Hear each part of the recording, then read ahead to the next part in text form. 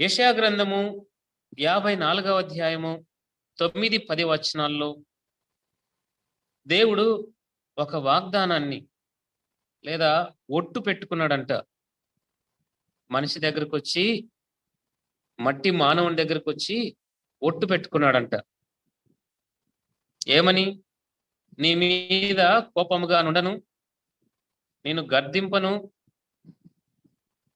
నేను ఒట్టు పెట్టుకొని ఉన్నాను అన్నమాట. ఆదికాండము 8:20లో చదువుకున్నాం.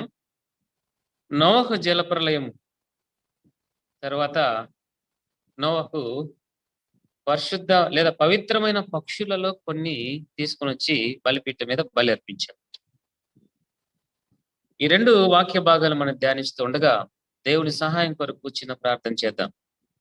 మహాగణుడా, పరిశుద్ధుడా, లేఖనాలను పరిశీలించడానికి, ప్రభా ధ్యానించటానికి, మా ఆధ్యాత్మికమైన జీవితంలో మరికొన్ని విషయాలు ఆత్మీయంగా నేర్చుకోవటానికి, ఈ వాగ్దానాన్ని స్వతంత్రించుకోవటానికి కృప చూపించమని, మాకు నేర్పించమని, మాకు బోధకునిగా ఉంటూ నేర్పించమని, మమ్మను తయారు చేయమని ప్రభును రక్షకుడైన యేసయ్య నామమున ప్రార్థిస్తున్నాం పరలోకపు తండ్రి. ఆమేన్. క్రీస్తునందు ప్రియులారా, చేరి వచ్చినటువంటి పెద్దలందరికీ, సంఘం అంతటికి వందనాలు నేను తెలియజేస్తున్నాను. చదువుకున్నటువంటి వాక్య భాగంలో యెషయా గ్రంథం 54వ అధ్యాయము 10వ వచనము నేను చదువుతున్నాను, వినండి. పర్వతములు తొలగిపోయినను, మెట్టలు తత్తరిల్లినను, నా కృప నిన్ను విడిచిపోదు. వాగ్దానాన్ని చూస్తున్నాం ఇక్కడ. నిన్నటి దినాన మనం ధ్యానించాం వాగ్దానం గురించి కదా. వాగ్దానాలు ఎవరికి వర్తిస్తాయి అన్న సందేశాన్ని నిన్న ధ్యానించాం. ఈ దినం కూడా వాగ్దానం ఎవరికి, ఇప్పుడు చదువుకున్నటువంటి ఈ వాగ్దానం ఎవరికి అన్న ప్రశ్నతో మనము వాక్యంలోకి వెళ్ళిపోదాం. అంటే నా కృప నిన్ను విడిచిపోదు అన్నటువంటి వాగ్దానం నాకు తెలిసి ప్రతి ఒక్క క్రైస్తవుని కుటుంబంలో ఉంటుంది. అది వాళ్ళ ఇంట్లో కనీసం వారి బైబిల్లో ఒక వాగ్దానాన్ని తీసుకొని బైబిల్లో పెట్టుకుంటారు. నా కృప నిన్ను విడిచిపోదు. ఎవరికి ఈ ప్రశ్న, ఎవరికి ఈ వాగ్దానము? కొద్దిగా లోతుగా వెళ్ళి మనం ధ్యానిస్తే 9వ వచనం చదువుదాం. నోహ కాలమున జలప్రలయమును గూర్చి నేను చేసినట్లు చేయుదును, జలములు భూమి మీదికి ఇకను పొర్లుచు రావని, నోహ కాలమున నేను ఒట్టు పెట్టుకొనినట్లు నీ మీద కోపముగా నుండననియు, నేను గర్దింపననియు నేను ఒట్టు పెట్టుకొని ఉన్నాను. చూసారా, ఒట్టు ఒట్టు అని 2-3 సార్లు ఒక నొక్కి చెప్తున్నాడు ప్రభు. అంటే నేను ప్రమాణం చేశాను నీతో. ప్రమాణానికి ముందుగా ఒక సంఘటన జరిగింది. దేవుడు మానవునితో ప్రమాణం లేదా నోవహుతో దేవుడు ప్రమాణం చేయక మునుపు నోవహు ఒక పని చేశాడు, మంచి పని. అదేంటది? ఆదికాండం 8వ అధ్యాయం 20వ వచనం. అప్పుడు నోవహు యెహోవా బలిపీఠమును కట్టి పవిత్ర పశువులన్నిటిలో, పవిత్ర పక్షులన్నిటిలో కొన్నిటిని తీసుకొని ఆ బలిపీఠము మీద దహన బలి అర్పించెను. పశువులన్నిటిలో పవిత్రమైనవి, పక్షులన్నిటిలో పవిత్రమైన, పవిత్రం అంటే పరిశుద్ధమైనవి మనం అర్థం చేసుకోవాలి. అంటే జలప్రలయం ఎందుకు వచ్చింది అన్న ప్రశ్న వేసుకుంటే, ప్రపంచమంతా కూడా అపవిత్రతతో, మలినంతో, దేవుని సన్నిధిలో రెబెల్గా ఉంటూ దేవుని యొక్క ఆ ప్రవచనాన్ని నోవహు ప్రకటించినప్పుడు ఎగతాళిగా చూసినటువంటి వారు, మాకు కాదులే అని అనుకున్నటువంటి వారు, నిర్లక్ష్యమైన స్వభావంతో జీవించినటువంటి ఆ కాలం ఎవరైతే ఇలాంటి పని చేశారు, అపవిత్రంగా జీవిస్తూ దేవునికి తిరుగుబాటు చేస్తున్నటువంటి వారందరూ కూడా జల ప్రళయంలో సమూల నాశనం అయిపోయారు. ఇక ఏం మిగిలింది ఇక అక్కడ? నోవహు, వారి కుటుంబం. ఇక పక్షులలో కూడా అన్ని కాదు, ఏవైతే పవిత్రంగా ఉన్నాయో ఆ పక్షులు మాత్రమే తెచ్చి నోవహు బలి నర్పించాడు. పశువులలో కూడా ఏవైతే పవిత్రంగా ఉన్నాయో వాటిని తెచ్చి బలి అర్పించాడు. దాని అర్థం ఏంటి? ప్రియులారా, ఆలోచించేస్తే దేవుడు ఎప్పుడు కూడా ఒక శేషాన్ని చూసేటువంటి ఆయన, ఫిల్టర్ చేసేటువంటి దేవుడు ఆయన.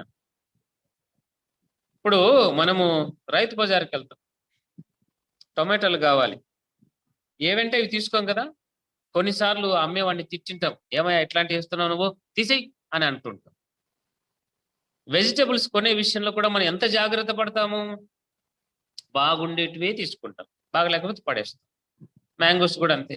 ఇక ఏవైనా మనం డబ్బులు పెట్టి కొన్నటువంటివి ఏవైనా సరే, ఈవెన్ బ్రాండెడ్ ఐటమ్స్ లో కూడా కొన్నటువంటి అందులో బాగా ఏదంతో అది తీసుకుంటాం. మనమే ఇంత తెలివితేటలతో ఒక మంచి ప్రోడక్ట్ ని తీసుకోవాలని ప్రయత్నం చేస్తే, దేవుడు తన రాజ్యాన్ని కట్టుకోవడానికి పరిశుద్ధమైనటువంటి వారు కావాలి. పక్షులు పవిత్రంగా ఉన్నటువంటి పక్షులే నాకు కావాలి. పశువులు పవిత్రమైనటువంటి పశువులు తెచ్చి ఆయన బలిపీఠం మీద బలి అర్పణ చేయాలి. పరిశుద్ధత.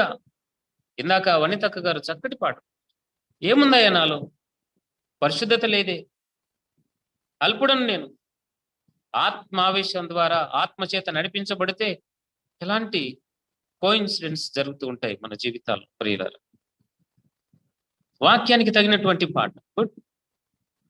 ప్రభునందు ప్రియులారా, వాక్యాన్ని ధ్యానిస్తున్నాం. దేవునికి కావలసినటువంటిది పరిశుద్ధమైనటువంటి వారు. పరిశుద్ధమైనటువంటి వారు అంటే అర్థం ఏంటి? ప్రత్యేకంగా బ్రతుకుతున్నటువంటి వారు, దేవుని కొరకు తమకు తాము పవిత్రపరుచుకుంటూ, ప్రత్యేకించబడుతూ, జాగ్రత్తగా కట్టడలను అనుసరిస్తూ, కాన్షియన్స్ కలిగి, కామన్ సెన్స్ కలిగి, అయ్యో నేను ఈ పని చేయకూడదు, ఈ మాట మాట్లాడకూడదు, ఈ స్నేహం చేయకూడదు, నా ప్రభుని నేను బాధ పెట్టిన వాడని అవుతానేమో అన్నటువంటి ఆ సెన్స్తో బ్రతికేటువంటి వారిని దేవుడు పక్కకు తీసుకుంటాడు. మనం అది చూడబోతున్నాం ముందు వచనాలు. నోవహు జలప్రలయం తర్వాత దేవుడు నిబంధన చేశాడు నోవహు, అయ్యా నోవహు, ఇక ఎప్పటికే కానీ జలప్రలయం రాదు, నేను రానివ్వను. మీరు బాధపడద్దండి, మీరు ధైర్యంగా ఉండండి. ఎందుకంటే లోకమంతా మలినమైపోయింది. మలినమంతా లేదా ఆ పాపముతో కూడినటువంటి మనస్తత్వాలను మనుషులందరినీ నేను స్మాష్ చేశాను, వ్యానిష్ చేశాను. ఇక మిగిలింది ఎవరు? నీతితో కూడినటువంటి నోవహు యొక్క కుటుంబము, పవిత్రమైనటువంటి పక్షులు, పవిత్రమైనటువంటి జంతువు. Everything is Holi. ఆయనకి ఇష్టమైనటువంటి పక్షులు, ఆయనకి ఇష్టమైనటువంటి జంతువులు, అంటే బలికి అర్హమైనటువంటి పశువులు, బలి అర్పణ, బలిపీఠం మీద బలి అర్పించటానికి ఎన్నుకోబడినటువంటి పశువులు. దేవునికి బలి అర్పణ చేయాలంటే లేవియ కాండంలో మచ్చలు కనపడకూడదు, అవిటివి కనపడకూడదు, గాయములు ఉన్నటువంటి పశువులను అర్పించకూడదు. అందుకే నోవహు పవిత్రమైనటువంటి సెలెక్ట్ చేసుకొని ప్రభుకు అర్పించాడు. లోపము లేని బలి అర్పణ మనము చేయాలి. మనలో లోపం ఉండకూడదు. లోపం ఉండింది నోవహు జలప్రలయంలో దేవుడు వ్యానిష్ చేశాడు మొత్తం అందరు. లోపం లేని కుటుంబము, లోపం లేని పక్షులు, లోపం లేని పశువులు, పరిశుద్ధమైన వాతావరణం కనపడుతుంది. ఇప్పుడు యెషయా గ్రంథానికి వద్దాం. నా కృప నిన్ను విడిచిపోదు. ఎవరిని విడిచిపోదయ్యా? ఎవరిని విడిచిపోదు ఆయన కృప? పరిశుద్ధంగా జీవించటానికి ప్రయాసపడేటువంటి వారిని విడిచిపోదు. అక్కడ చూద్దాం. నీ మీద కోపముగా నుండననియు. ఎందుకు దేవుడు కోపపడుతుంటాడు మనుషుల మీద? ఈ ప్రపంచం మీద ఎందుకు కోప్పడ్డాడు ఆయన? మన మీద ఆయన ఎప్పుడైనా కోప్పడ్డా? కోప్పడి ఉంటాడు బహుశా. మనం చేసేదే ఆయన కోపం తెచ్చే పనులు కదా, కోపం తెచ్చేటువంటి ఆలోచనలే కదా చాలా మటుకు. ప్రభునందు ప్రియులరా, నీ మీద కోపముగా నుండను. ఎందుకు ఉన్నాడంట ఆయన కోపముగా? పరిశుద్ధంగా ఉన్నాం కాబట్టి, నీతిగా ఉన్నాం కాబట్టి, ప్రత్యేకించబడ్డాం కాబట్టి, ఆయనకి ఇష్టకరంగా మనం జీవిస్తున్నాం కాబట్టి. రెండవది, నిన్ను గర్దింపననియు. ఎవరిని గర్దించేది ఆయన? పరిశుద్ధంగా ఉన్నటువంటి వాళ్ళని గర్దిస్తాడా? ప్రత్యేకించబడి ఆయన కొరకు పరిచయం చేసేటువంటి వాళ్ళని గర్దిస్తాడా ఆయన? ఆయనకి ఇష్టకరమైనటువంటి జీవితాన్ని నిస్వార్థంగా బ్రతికేటువంటి వారిని గర్దిస్తాడా ఆయన? ఆయన కొరకు తమ జీవితాలని సాక్రిఫైస్ చేసుకుని మిషనరీస్ గా సేవ చేస్తున్నటువంటి వారిని ఆయన గర్దిస్తాడా? తన బిడ్డలను కనీసం చూసుకునేటువంటి సమయానికి నోచుకోలేనటువంటి వారిని పరిచయం చేస్తున్నారు ఎంతోమంది. అలాంటి వారిని ఆయన గర్దిస్తాడా? అయ్యో, నా కొరకు నేను ఆయన కొరకు నేను నీతిగా జీవించాలి అని తీర్మానం తీసుకొని నష్టమైన, కష్టమైన, వారికి ఇష్టమైన వాటిని పక్కకు పెట్టుకొని ప్రభు కొరకే నేను జీవించాలి. పౌలు అన్న రీతిగా ఫిలిప్పీ పత్రికలో చదువుకున్నాం కదా, ఆయన కొరకు సమస్తము ఒక పెంటగా ఎంచుకున్నాడంట ఆయన, నష్టముగా ఎంచుకున్నాడంట ఆయన. ఎవరైతే ప్రభు కొరకు నష్టము చేసుకుంటారో ఈ లోకంలో, వారికి మాత్రమే సంబంధించినటువంటి ఈ వాగ్దానం, నా కృప నిన్ను విడిచిపోదు. పరిచర్య చేసేటువంటి వారికి స్వాస్థ్యం ఏంటో తెలుసా? లేవీయులకు స్వాస్థ్యం ఏంటో తెలుసా? యాజకులకు స్వాస్థ్యం ఏంటో తెలుసా? ఆయన పరిచర్య కొరకు ప్రత్యేకించబడినటువంటి వారు ఎవరైనా సరే, not only pastors, not only evangelist, ఏ కుటుంబం అయినా సరే, నేను ప్రభు కొరకు నా కుటుంబం వాడబడాలి అనుకున్నటువంటి వారందరికీ వర్తిస్తుంది ఈ వచనం, నా కృప నిన్ను విడిచిపోదు. నిన్న కూడా మనం మాట్లాడుకున్నాం కదా, ఎవరైనా తప్పు చేస్తుంటే నా కృప నిన్ను విడిచిపోదు అని అంటాడు ఆయన. అంటే తప్పును ప్రోత్సహించే దేవుడు ఆయన. ప్రియులరా, నేను కోపపడను అంటే దేవునికి అయిష్టకరమైనటువంటి బ్రతుకుతూ ఉన్నా కూడా అది చూసి నేను నిన్ను కోపడనయ్యా అని అంటాడు ఆయన. నువ్వు చెయ్యి, నీ తప్పు నువ్వు చేస్తూనే ఉండు, నేను నిన్ను కోపగించుకోనులే అన్నటువంటి అలాంటి న్యాయాధిపతి మన దేవుడు కాదు కదా. పాపంలో దేవునికి వ్యతిరేకంగా జీవించేటువంటి వారందరినీ వ్యానిష్ చేశాడు. తర్వాత మిగిలినటువంటి శేషం, మిగిలినటువంటి ఆయనకి ఇష్టకరమైనటువంటి కుటుంబానికి ఇస్తున్నటువంటి వాగ్దానం. అందుకే మీరు గమనించండి, అదే ఆదికాండము 9వ అధ్యాయము 7వ వచనాన్ని చూద్దాం. ఒకసారి చూద్దాం. ఆదికాండము 9వ అధ్యాయము 7వ వచనాన్ని చదువుతున్నాను. మీరు ఫలించి అభివృద్ధి నొందుడి. ఎవరితో చెప్తున్నాడు ఈ వాగ్దానం? నోహుతో చెప్తున్నాడు. మీరు ఫలించి అభివృద్ధి నొందుడి, మీరు భూమి మీద సమృద్ధిగా సంతానము కానీ విస్తరించుడని వారితో చెప్పెను. ప్రభునందు ప్రియులారా, మీరు ఫలించి అభివృద్ధి పొందండి అన్నటువంటి ఈ వాగ్దానం లేదా ఈ బ్లెస్సింగ్, ఈ ఆశీర్వాదం ఎన్నిసార్లు రాయబడింది ఆదికాండంలోనే? లేదా ఈ 10 వచనాల్లోనే, ఈ 10 అధ్యాయాల్లోనే 3 సార్లు రాయబడింది. ఆదికాండం 1వ అధ్యాయంలో పక్షులను, జంతువులను ఆయన తయారు చేసి మీరు ఫలించి అభివృద్ధి పొందండి అని చెప్పాడు. నరుణ్ణి తయారు చేసి మీరు ఫలించి అభివృద్ధి పొందమని చెప్పి పొందలేదు. ఆత్మీయంగా ఫలించి అభివృద్ధి పొందలేదు. అభివృద్ధి పొందారేమో కానీ ఫలించలేదు ఆత్మీయంగా. అందుకే 8వ అధ్యాయం 9వ అధ్యాయంలో ఆ నోహ జలప్రలయాన్ని చూస్తాం. తిరిగి ఒక నూతన సృష్టిని ఆయన చూడాలని ఇష్టపడుతున్నాడు.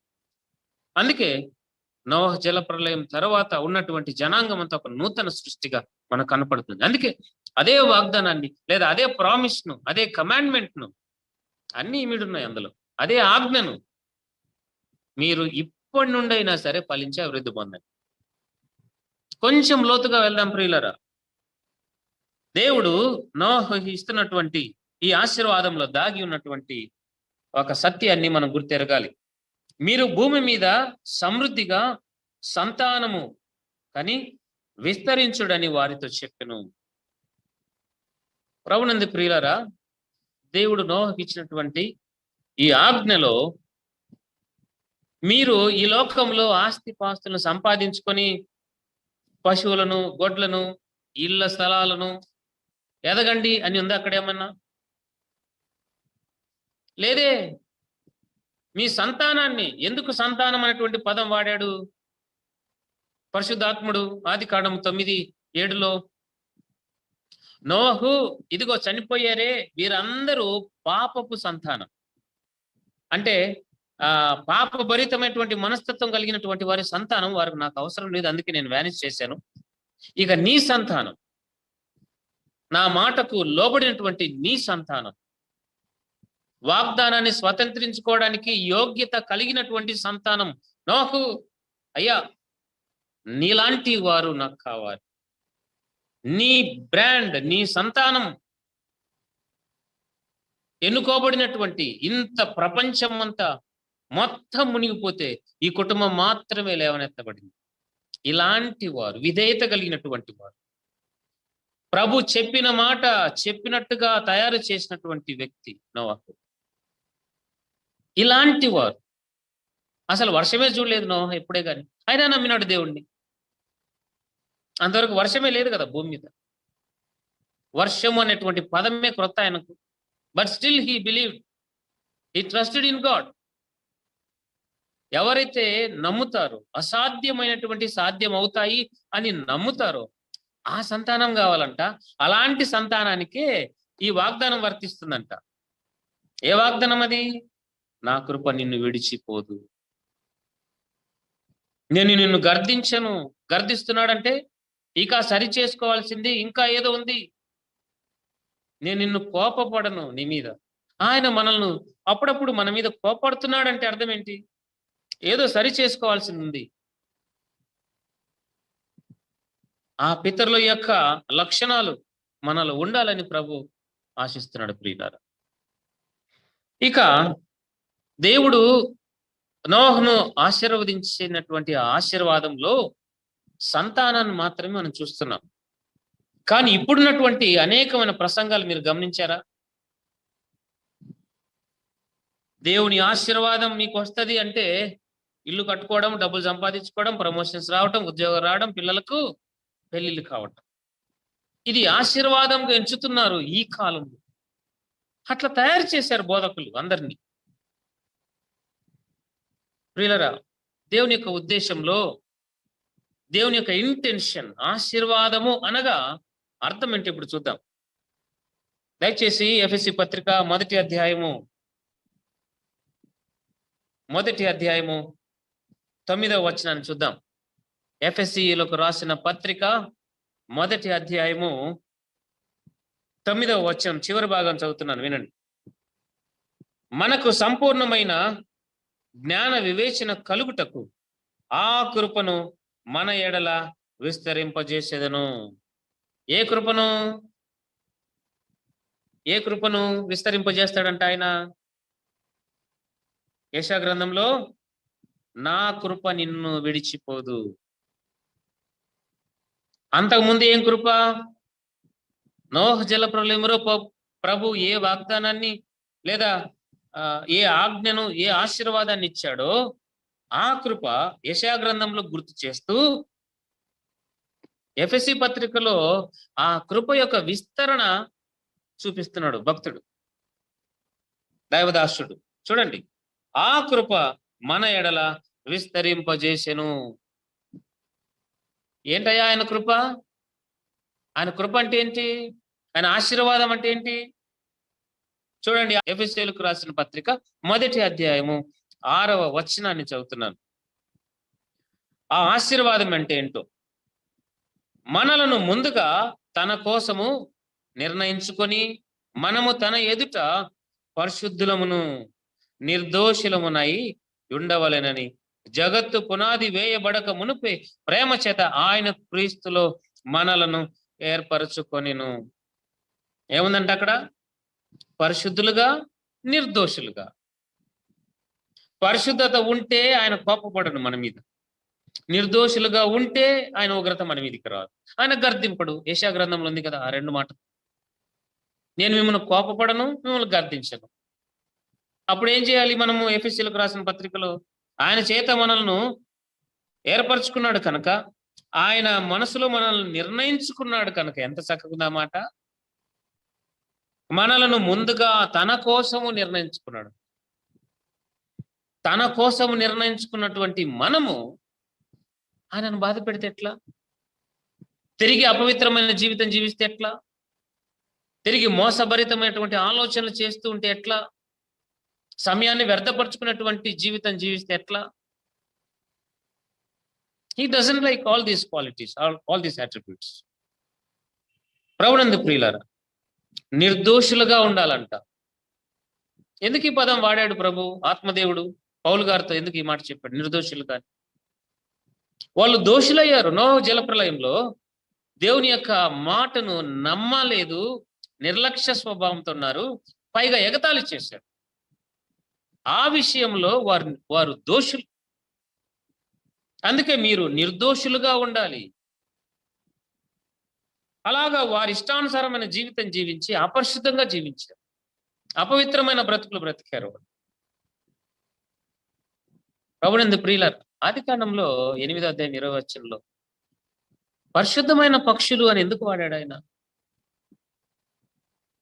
లేవి కాండంలో చూస్తే, లేవియా కాండంలో బలి అర్పణ ఇచ్చేటప్పుడు గువ్వలలో కొన్ని తెచ్చి పిచ్చుకలలో లేదా పావురాన్ని తీసుకుని వచ్చి దాని తలను తుంచి వేయాలనింది. అక్కడ తలను తుంచి వేయాలి అంటే తలంపుల్లో కూడా, మానవుని యొక్క తలంపుల్లో కూడా అపవిత్రత కనపడకూడదు. మానవుని యొక్క ఉద్దేశములు, ఆలోచనలు కూడా, ఆయన తలంపులు కూడా ప్రూన్ అయిపోవాలి.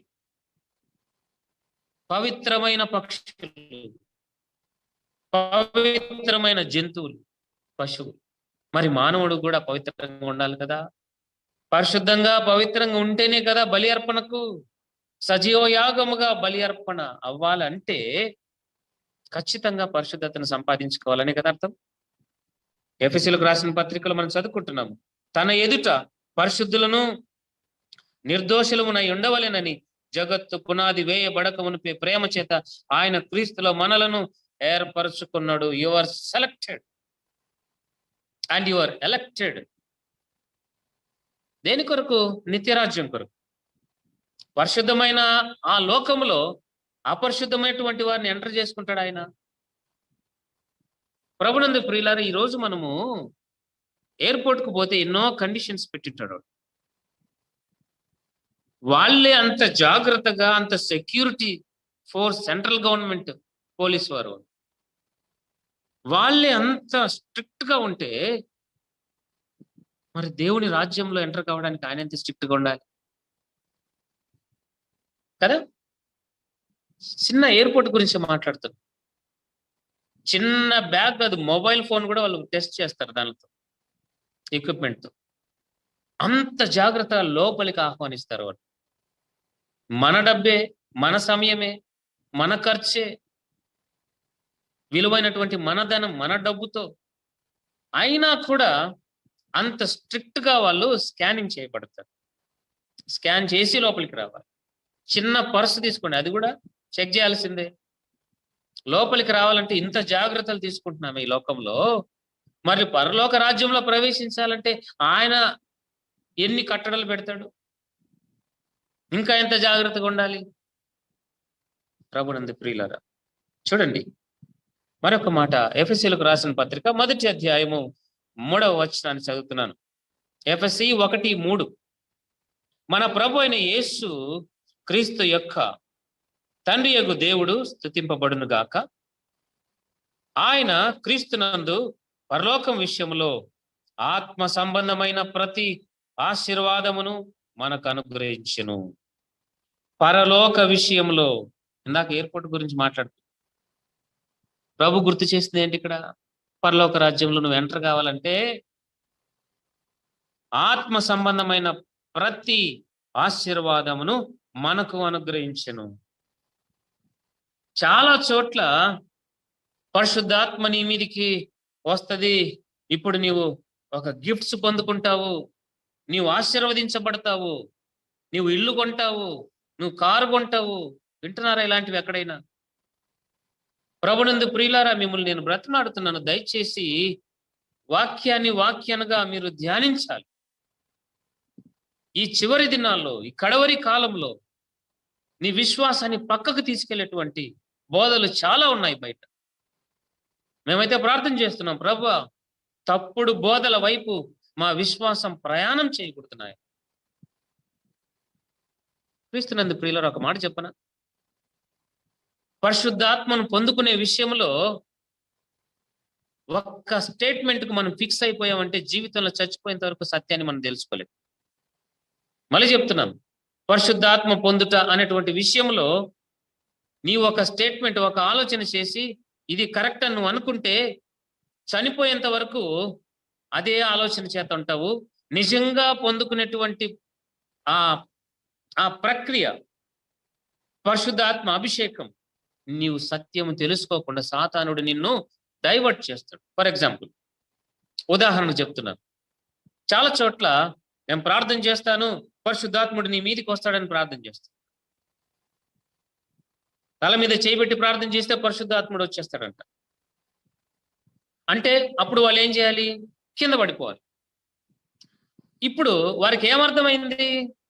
ఎవరితోనైనా ప్రార్థన చేయించుకుంటే పరిశుద్ధాత్ముడు నా మీదికి వస్తాడు, నాలోకి వస్తాడు, అప్పుడు నేను కింద పడిపోతా. ఇది ఫిక్స్ అయిపోతారు వాళ్ళు చచ్చిపోయేంత వరకు. ఇంకా ఫిక్స్ అయిపోతారు. దాని నుండి, ఆ మోసము నుండి ఎవ్వరు విడిపించలేరు unless they come to the scripture.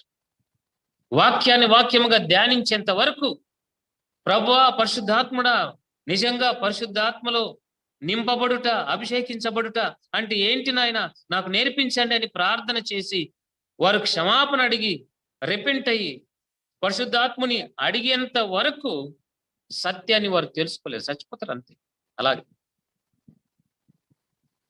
అందుకే ఫిక్స్ కావద్దండి, ఎవరో చెప్పినటువంటి మాటలు ఫిక్స్ కావద్దండి. You read the Bible, you read the scripture, doubts clarify చేసుకోండి. ఆత్మదేవుడు నీకు నేర్పిస్తాడు, మనకు అసలు ఆత్మదేవుడు ఉన్నదే మనకు నేర్పించడానికి. మనుషులు చెప్పేటువంటి బోధ మనకెందుకు? ప్రియులారా, మన సంఘాన్ని ప్రభువు సత్యవాక్యము మీద కట్టాలని ఇష్టపడుతున్నాడు ఆయన. తప్పుడు సిద్ధాంతాలు మనకొద్దు, తప్పుడు బోధల వైపు దయచేసి ప్రయాణం చేయొద్దండి. అలాంటి వారి మాటలు వినకండి. ఒకవేళ వింటే మీరు చనిపోయేంత వరకు అదే ఫిక్స్ అయిపోతారు. తర్వాత అయ్యో నేను పొరపాటు చేశానే అని మీరు పశ్చాత్తాప పడినా కూడా క్షమాపణ ఉండదు. నేను చెప్తున్నాను, మిమ్మల్ని బ్రతిమాడుకుంటున్నాను. ఈ విషయంలో, ఇచ్చే విషయంలో వాక్యం ఏం చెప్తుంది? పరిశుద్ధాత్మను పొందుకునే విషయంలో వాక్యం ఏం చెప్తుంది? మన ఇంటిని కట్టుకునే విషయంలో వాక్యం ఏం చెప్తుంది? సంఘంలో నీవు ఎలాగుండాలో వాక్యం ఏం చెప్తుంది? ప్రభుచితం అయితే మనం కొరింథీ పత్రిక చదువుకున్నప్పుడు ఈ పరిశుద్ధాత్మ గురించి మరికొన్ని విషయాలు మనం నేర్చుకుందాం ప్రియులారా. ఇవన్నీ ఎందుకు చెప్తున్నంటే, ఇక్కడ ఏం రాసిందంటే, ఆత్మ సంబంధమైన ప్రతి ఆశీర్వాదమును మనకు అనుగ్రహించెను. ఆత్మను పొందుకున్న తర్వాత, పరిశుద్ధాత్మను పొందుకున్న తర్వాత ఆశీర్వదించబడేది అంటే అర్థం ఏంటంటే, ఆశీర్వాదము అంటే ఏంటంటే ఆత్మ ఫలాలు. ఆత్మ ఫలం ఉంది కదా, గలతీకి రాసిన పత్రిక 5:20 వచనంలో, గలతీ 5:20లో ఉంటాయి ఆత్మ ఫలం. అవన్నీ ప్రేమ, దీర్ఘ శాంతము. వీటిలో వీటి చేత నీవు ఆశీర్వదించబడి అభివృద్ధి చెంది, మళ్ళీ వెళ్దాం ఆదికాండము 8:20లో, ఆ 9:7లోకి కూడా పోదాం. ఏమని ఆశీర్వదించాడు దేవుడు? ఆయన ఏమని నిబంధన చేశాడు? నోహు నీ సంతానం అన్నాడే కానీ నీ ఆస్తిపాస్తులు పెంచుతానని చెప్పి. కానీ ఇప్పుడున్నటువంటి బోధలు ఎట్లున్నాయి? పరిశుద్ధాత్మను పొందుకొనుట అంటే నీవు అన్ని విషయాల్లో ఎదుగుతానే ఉంటావు. ఏ విషయాల్లో? కారు కొనే విషయంలో, ఇల్లు కొనే విషయంలో ఇదే చూపిస్తారు. కానీ ప్రజలు లక్షణాలను పెంచుకోవాలి, అభివృద్ధి పొందుకోవాలి, ప్రేమ, తక్కువగా ఉందా పెంచుకో. క్షమించే విషయంలో తక్కువగా ఉన్నామా పెరగాలి. That's all. నేను ఎవరైనా వచ్చి పటాన్ని చంపకేసి కొట్టినా కూడా వాడిని ప్రేమతో చూసి బ్రదర్ పర్లేదులే అని చెప్పి తలదించుకొని వెళ్ళాలి. అంతవరకు ఎదగాలి మనం. ఇది అండి ఆశీర్వాదం అంటే. ఆశీర్వాదానికి అభివృద్ధికి తేడా తెలియకుండా చాలా మంది సువార్త సువార్త కాదు అది, సువార్త అనరు దాన్ని. ఆశీర్వాదము, అభివృద్ధి, ఈ రెండిటికి తేడా తెలియకుండానే మనం ఎన్నో సందేశాలు వింటున్నాం ప్రియుల. అభివృద్ధి అన్నటువంటిది లోకం కూడా ఇస్తుంది, సాతాను కూడా ఇస్తాడు. మనం అనుకుంటాము మంచి ఇల్లు, కారు లేదా బాగా ధనవంతులుగా ఉండటం ఆశీర్వాదం అని మనం అనుకుంటాం. కాదు, అది అభివృద్ధి. అభివృద్ధి. కానీ ప్రభు ఏమి ఇవ్వాలనుకున్నాడు? మనల్ని ఆశీర్వదించాలని ఇష్టపడుతున్నాడు కదా. ఎందులో? ఆత్మ సంబంధమైన ప్రతి ఆశీర్వాదమును మనకు అనుగ్రహించెను. ఇహలోకపరమైనటువంటి ప్రతి అభివృద్ధిని అనుగ్రహించెను లేదక్కడ. ఎప్పుడైతే పాపక్షమాపణ పొంది పశ్చాత్తాపడి బాప్తిజం తీసుకొని ఆత్మాభిషేకం కలిగి ఉంటావో అప్పుడు ఆత్మలో వర్ధిల్లుతావు. ఆత్మ ఫలము నీవు ఇంప్రూవ్ చేసుకుంటూనే ఉంటావు. ఆస్తిపాస్తులు కాదు. బయట చాలా బోధలు అట్లే ఉన్నాయి, దయచేసి వెళ్ళొద్దండి. నేను మిమ్మల్ని బ్రతలాడుతున్నాను ప్రియులారా. ఎవరికైనా డౌట్ ఉంటే నాకు ఫోన్ చేయండి. దేవుడిచ్చిన కొద్ది జ్ఞానంతో నేను మీతో వివరించగలను. మంచిది ప్రియులారా. అంటే మన సంఘానికి ప్రభు ఇస్తున్నటువంటి మాట ఏంటి? తిరిగి యెషయా గ్రంథానికి వెళ్దాం. యెషయా గ్రంథము 54వ అధ్యాయము 10వ వచనం. పర్వతములు తొలగిపోయినను, మెట్టలు తత్తరిల్లినను, నా కృప నిన్ను విడిచిపోదు, సమాధాన విషయమై నా నిబంధన తొలగిపోదు. ఏంటి సమాధానమైన నిబంధన? సమాధాన నిబంధన ఏంటి అంటే, నా ఉగ్రత నీ మీదకి రాదయ్యా, నేను నీ మీద కోపగించుకునయ్యా, నేను గర్దించనయ్యా. Conditions apply. పైనుంది కండిషన్స్ అప్లై. నా కృప నిన్ను విడిచిపోదు, కండిషన్స్ అప్లై. సమాధాన విషయమైన నా నిబంధన తొలగిపోదు. I will never ever condemn you. నిన్నెప్పుడు నేను నశింప చేయను. కారణం, వాగ్దానానికి ముందుగా నోహు చేసినటువంటి పని ఏంటి? పవిత్రమైన కుటుంబముగా పవిత్రమైన బలి అర్పించడానికి. పరిశుద్ధమైనటువంటి జీవితం, పరిశుద్ధమైన కుటుంబం, పరిశుద్ధమైన ఆలోచనలు, తలంపులు, ఉద్దేశాలు, స్నేహము, నీ పరిచర్య అన్ని కూడా సపరేట్ కావాలి. ప్రభు చెప్తున్నాడు పరిశుద్ధత అంటే ఒక ప్రత్యేకమైన జీవితం జీవించటం. అందరిలాంటి జీవితం జీవించేది పరిశుద్ధమైన జీవితం అనరు. నో, అది కాదు. ప్రత్యేకించబడాలి. నీ మాటల్లో ప్రత్యేకత ఉండాలి, అంతే. That's all. నీవు ఎవరికైనా ఏదైనా తీర్పు తీర్చే విషయంలో పక్షపాతం ఉండకూడదు. పక్కాగా ఉండాలి, న్యాయవంతంగా ఉండాలి. ఆ తీర్పులో ఉన్నటువంటి వారు నీ సొంత ఇంటి వారైనా సరే పనిష్మెంట్ ఇవ్వడానికి వెనుకాడకూడదు. ఎవరైనా సరే ప్రత్యేకించబడుట అంటే అది. యేసుప్రభు అన్నాడు కదా ఒకసాట, అయా ద్రాక్షారసం అయిపోయింది బాబు అంటే, అమ్మా నాతో నీకేం పని, పక్కనుండు, నా సమయం ఇంకా రాలేదు, నువ్వు పక్కనుండమ్మా. మొహమాటము లేనటువంటి క్రైస్తవత్వంలో మనం బ్రతకాలి ప్రియుల. చాలా చోట్ల కాంప్రమైజ్ అవుతూ ఉంటాం మనం. No, it doesn't work out at any cost. Compromise అయ్యేటువంటి క్రైస్తవత్వం వద్దు. ఏం కాదులే, ఏమవుతుందిలే, నో. కాంప్రమైజ్ క్రైస్తవత్వం ఆయనకి ఇష్టం లేదు.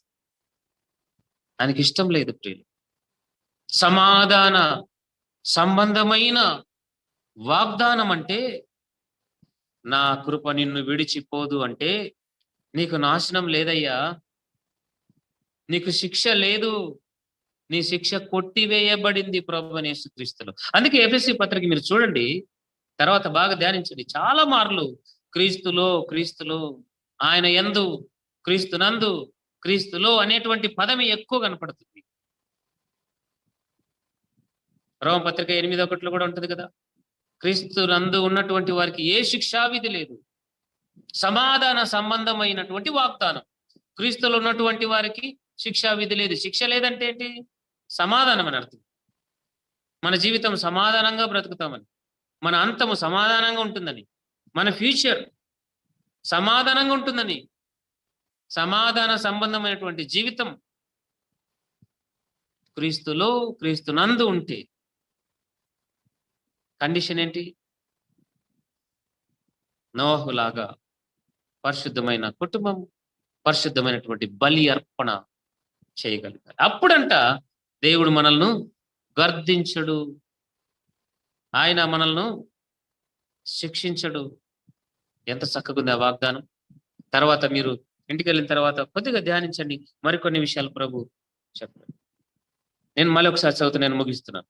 నా కాలమున నేను ఒట్టు పెట్టుకొనినట్లు నీ మీద కోపముగా నుండననియు. I will never ever get angry upon you. నిన్ను గర్దింపననియు. I will never rebuke. నేను ఒట్టు పెట్టుకొని ఉన్నాను. He promised us already. ఆయన ప్రమాణం చేసేసాడు, అయిపోయింది. ఇక చేయవలసింది మనమే. మన దగ్గర ఉంది సంగతి అంతా. చేయవలసింది మనమే. ఇంకా ఆయన ఆయన ఆయన కరెక్ట్ గానే ఉన్నాడు, ఆయన నమ్మకంగానే ఉన్నాడు. మనమే అపనమ్మకంగా ఉన్నామేమో అప్పుడప్పుడు వాగ్దానాన్ని స్వతంత్రించుకోవడానికి. మళ్ళీ చెప్తున్నాను, వాగ్దానం ఎవరికి అన్న ప్రశ్నతో మొదలైంది వాక్య పరిచర్య. ఆయన వాగ్దానం ఇచ్చేసి ఉన్నాను, ఇచ్చేసాడు, అంతే, అయిపోయింది. ఆయన కరెక్ట్గా ఉన్నాడు అన్ని విషయాల్లో. ఇక మనం ఆయనను సంతోషపెట్టేటువంటి జీవితాలుగా ఉండాలని ఇష్టపడుతున్నాడు. ఒకవేళ కొంతమందికి అనిపించవచ్చు, అయ్యో ప్రభువా, ఈ వాగ్దానం పోగొట్టుకున్నానే, అయ్యో నాయన కోల్పోతున్నానే, నాకు అనుకున్నానే నాకు కాదా, ఎట్లా ప్రభు అని బాధపడుతుండొచ్చు. బాధపడాల్సిన అక్కర్లేదు. ఆయన ప్రేమగల దేవుడు, ఆయన క్షమించే దేవుడు, మరి యొక్క అవకాశాన్ని ఇచ్చేటువంటి దేవుడు. ఆత్మలో వర్ధిల్లు, తప్పక ఈ వాగ్దానం స్వతంత్రించుకుంటాం. మరి యొక్క అవకాశం ఇస్తున్నాడు. ఈ వాగ్దానం నీకు కావాలని ఇష్టపడుతున్నావా? ప్రియమైన సహోదరుడా, సహోదరి, ఈ వాగ్దానం అంటే నీకు ఇష్టమా? దాన్ని స్వతంత్రించుకోవాలనుకుంటున్నావా? Conditions apply. ప్రార్థన చేద్దాం. మహాగణుడా, పరిశుద్ధుడా, ఉన్నతుడా, మహోన్నతుడా, సర్వ సృష్టికర్త, న్యాయాధిపతి, నీతికి రాజు అయిన దేవ, ఆది సంభూతుడా, అతి కాంక్షణీయుడా, ఉన్నతమైన స్థలములలో మహోన్నతుడు, పరిశుద్ధుడు అని కొనియాడబడుతున్నటువంటి మహాపరలోకపు తండ్రి, జల ప్రళయము ద్వారా నీకు ఇష్టం లేనటువంటి జనాంగాన్ని సమూలం నాశనం చేశావు. ఒక కుటుంబాన్ని మాదిరిగా మాకు చూపిస్తూ వస్తున్నాం నాయన. యెషయా గ్రంథంలో 54వ అధ్యాయంలో మీరు వివరించినటువంటి ఈ వాగ్దాన ఫలాన్ని బట్టి మేము స్తోత్రాలు చెల్లిస్తున్నాం. నా తండ్రి, మా మీద మీరు కోపపడను అని మాటిచ్చావు. నేను మిమ్మల్ని గర్దింపను అని మాటిచ్చావు. సమాధాన సంబంధమైన ఆశీర్వాదాన్ని, నిబంధన నేను చేస్తున్నాను, చేసి ఉన్నాను అని ఎంత గొప్ప ధన్యత ఆయన, ఎంత భరోసా ఇచ్చావు నా తండ్రి.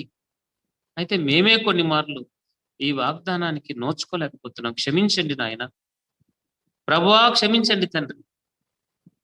మీకు ఇష్టమైన కుటుంబంగా ఉంటూ నిర్దోషమైన కుటుంబంగా ఉండాలి, పవిత్రమైన కుటుంబంగా ఉండాలని మీరు ఇష్టపడుతున్నారు. మేము సమర్పించేటువంటి బలి అర్పణ, మా యొక్క కానుకలు, మా యొక్క అర్పణలు పరిశుద్ధంగా ఉండాలి, మీకు ఇష్టకరంగా ఉండాలి, ప్రత్యేకించబడి ఉండాలి అని మాకు తెలియజేసినందుకు వందనాలు చెల్లిస్తాం. మాతో కూడా ఉండి నడిపించినందుకు వందనాలు. అయ్యా, ఈ వాగ్దానాన్ని స్వతంత్రించుకునేటువంటి మంచి జీవితం మీరు మాకు అనుగ్రహించమని ప్రార్థన చేస్తున్నాం. గొప్ప దేవా, నా కృప నిన్ను విడిచిపోదు. చాలు నాయన, చాలు నాయన. ఇంత మంచి వాగ్దానం మీరు మాకు ఇస్తే చాలు. మీ కృప మమ్మల్ని విడిచిపోకపోతే ఇంకా మాకు కావాల్సింది ఏముందయ్యా? Thank you Lord, thank you. స్వతంత్రించుకునేటువంటి జ్ఞానమును, ఆ యొక్క ఉద్దేశాన్ని, ఆకాంక్షను, ఆపేక్షను మీరు మాకు అనుగ్రహించండి. అట్టి జాగ్రత్తలు తీసుకోవడానికి కృప చూపించమని మా ప్రభును రక్షకుడైన యేసయ్య పరిశుద్ధ నామమును ప్రార్థన చేసి మిక్కిలి వినయముతో వేడుకుంటున్నాం పరలోకపు తండ్రి. ఆమేన్. పరలోకమందున మా తండ్రి, నీ నామం పరిశుద్ధపరచబడినగా, నీ రాజ్యం వచ్చునుగా, నీ చిత్తం పరలోకమందు నెరవేరినట్లు భూమి మీద నెరవేరునుగా. మా అనుదిన ఆహారములు మాకు దయచేయి. మా ఎడల అపరాధం చేసిన వారిని క్షమించు ప్రకారం మా అపరాధములు క్షమించండి. మమ్మల్ని శోధనలోకి తేక దుష్టు నుండి తప్పించండి. రాజ్యము, శక్తి, మహిమ నిరంతరము నీవు అయినావు తండ్రి. ఆమేన్. త్రియేక దేవుని కాపుదల, నా కృప నిన్ను విడిచిపోదు అన్నటువంటి వాగ్దానాన్ని స్వతంత్రించుకోవటానికి ఆత్మదేవుడు సహాయం చేసి కృప చూపించి నడిపించును కాక. ఆమేన్.